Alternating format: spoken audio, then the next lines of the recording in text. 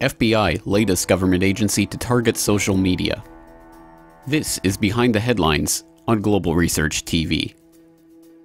The U.S. Federal Bureau of Investigation posted a request for information last month, calling on IT companies to demonstrate their ability to design software for monitoring, mapping, and analyzing social media. The RFI, posted to the government's Federal Business Opportunities website in January, reveals the FBI's desire for software capable of monitoring social media websites like Facebook and Twitter to provide alerts and analysis for publicly posted information. The software would require the ability to geospatially locate bad actors or groups and analyze their movements, vulnerabilities, limitations, and possible adverse actions, detect instances of deception in intent or action by bad actors, and develop pattern-of-life matrices to support law enforcement planning and enforcement operations. The FBI is far from the only U.S. government agency to express an interest in monitoring online social media. In October 2010, the Electronic Frontier Foundation obtained documents on social network surveillance under the Freedom of Information Act, showing that the Department of Homeland Security has established a social network monitoring center for the collection and analysis of online public communications. Last year, the Electronic Privacy Information Center obtained more FOIA documents regarding the DHS social media surveillance, showing that the department has contracted General Dynamics to monitor social networks and even the comment sections of various news websites for media reports that reflect adversely on the US government or DHS. Also last year, the Federal Reserve Bank of New York issued a request for proposal for sentiment analysis and social media monitoring software.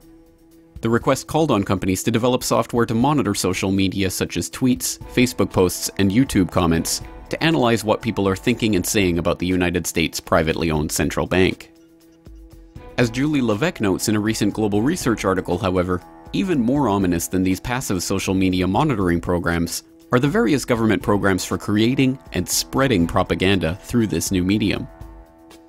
In February of last year, it was revealed that the U.S. Air Force had solicited persona management software from contractors through an FBO request.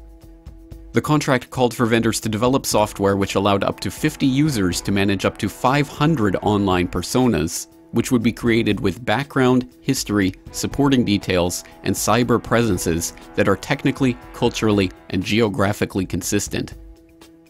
The request also called for virtual private servers in specific geographic locations that could allow the social media persona to appear to be from a different part of the globe. When news of the proposal broke and several large websites began to draw attention to it, it was quickly taken offline. Last July, DARPA, the Pentagon's research project wing, announced a Social Media in Strategic Communication program. The announcement included language specifically calling for the ability to influence operations in the environment in which the Pentagon operates, meaning that it will be used to launch counter-messaging campaigns online, supposedly to combat the spread of information harmful to the Pentagon's interests. Last month's FBI request for information, too, crosses the line from passive monitoring into active operations. One of the desired attributes of the software that the FBI wants to develop is the ability to predict likely developments in the situation or future action taken by bad actors by analyzing patterns and associations in the target's online communications. Once envisioned as a science fiction scenario, America's top law enforcement agency is now attempting to integrate pre-crime detection into their social media analysis. Responses to the request are due next month. For more on this story and other breaking news and current events, please go to globalresearch.ca.